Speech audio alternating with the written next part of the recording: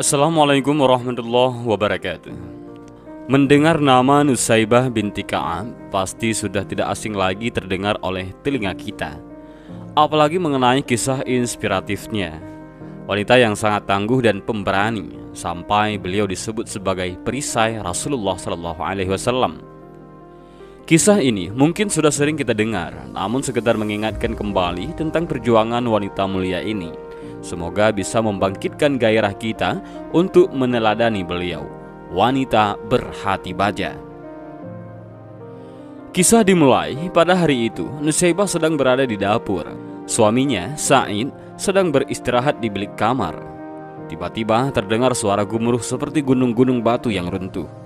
Beberapa hari ini memang terjadi ketegangan yang memuncak di Gunung Uhud, sehingga Nusaybah mengira bahwa suara gemuruh itu pasti tentara musuh. Beliau langsung bergegas, meninggalkan apa yang dikerjakannya di dapur dan masuk ke bilik. Beliau membangunkan suaminya dengan lembut dan berkata, "Suamiku, aku mendengar pekikan suara menuju Uhud. Mungkin orang kafir telah menyerang." Sa'id yang belum sadar sepenuhnya langsung tersentak kaget dan menyesal. Mengapa bukan dia sendiri yang mendengar suara itu, malah istrinya? Dia segera bangun dan mengenakan pakaian perangnya. Ketika dia menyiapkan kuda, Nusaybah menghampirinya dan menyodorkan sebilah pedang.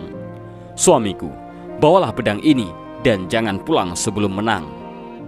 Mendengar perkataan istrinya, Sa'id semakin yakin dan tidak ada lagi keraguan untuk pergi ke medan perang. Dengan sigap beliau menunggang kudanya dan langsung menuju ke arah timur di mana pertempuran terjadi. Sa'id langsung terjun di tengah-tengah peperangan yang berkecamuk. Di sisi lain, Rasulullah SAW melihatnya dan tersenyum kepadanya. Senyum Rasulullah SAW yang tulus itulah yang kemudian membangkitkan semangatnya dalam bertempur membela Rasul. Di rumah, Nusaybah duduk dengan gelisah bersama dengan kedua anaknya, Amr yang berusia 15 tahun dan adiknya yang selisih 2 tahun lebih muda. Tiba-tiba datanglah seseorang yang menunggang kuda datang menghampiri mereka dengan gugup. "Ini salam dari Rasulullah," berkata seorang penunggang kuda itu.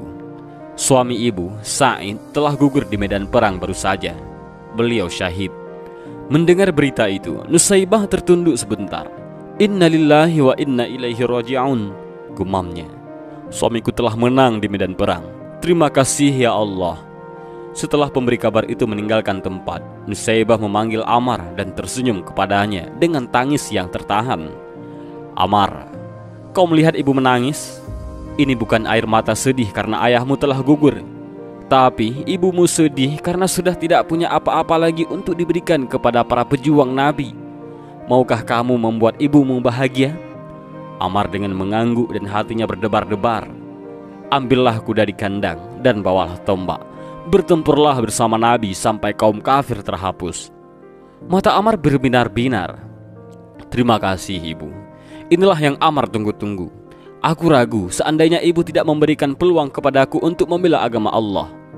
Akhirnya dia pun berangkat ke medan perang tanpa ada rasa takut sedikit pun. Hari itu pertempuran berlalu dengan cepat. Keesokan harinya datanglah seorang utusan Islam kepada Nusaybah. "Ada apakah gerangan? Apakah anakku gugur?" Utusan itu menunduk sedih. "Betul. Innalillahi," gumam Nusaybah dan menangis. "Engkau berduka, ya Ummu Ammar?" "Tidak, aku gembira. Hanya saja aku sedih. Siapa lagi yang keberangkatkan untuk membela Rasulullah? Sa'ad masih kecil." Mendengar itu, Sa'ad langsung menyela. "Jangan remehkan aku ibu. Jika engkau izinkan, aku akan tunjukkan bahwa Sa'ad adalah putra ayah yang pemberani. Kau tidak takut nak?" Sa'ad sudah meloncat ke atas kudanya dan menggeleng yakin. Akhirnya dia pun berangkat dengan para utusan untuk ikut berperang. Hingga kejadian sama pun terulang kembali. Sa'ad gugur. "Hai utusan, engkau menyaksikan sendiri sekarang. Aku sudah tidak punya apa-apa lagi. Hanya tersisa diriku yang tua ini. Maka izinkanlah aku untuk ikut bersamamu ke medan perang. Tapi engkau adalah perempuan. Apakah wanita tidak ingin pula masuk surga melalui jihad?" Tidak menunggu jawaban dari utusan tersebut, Nusaybah langsung bergegas menunggangi kuda dan menghadap Rasulullah. Tiba di sana, Rasulullah mendengarkan semua perkataan Nusaybah. Nusaybah yang dimuliakan Allah, Belum masanya wanita mengangkat senjata. Sementara kumpulkanlah obat-obatan dan rawatlah yang luka-luka.